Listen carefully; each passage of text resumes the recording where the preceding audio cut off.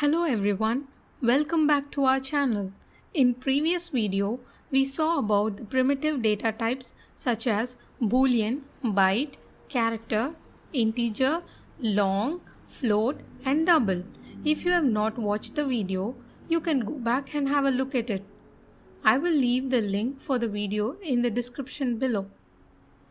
In this tutorial, I will be teaching you about string data type.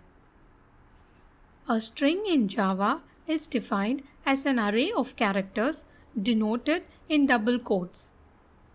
Easiest way to say is string is any word or sentence wrapped in double quotes. In Java, system.out.println is used to print an argument that is passed to it. In this example, the word hello has multiple characters wrapped in double quotes.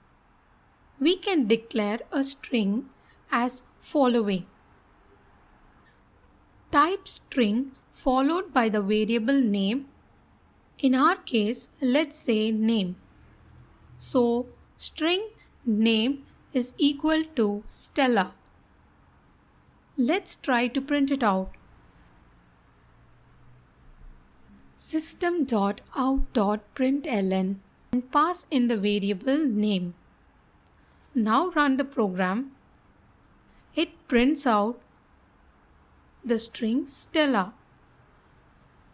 Let's try declaring multiple variables. Type string variable name greeting equals to hi.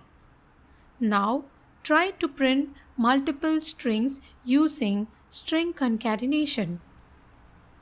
Type system.out.println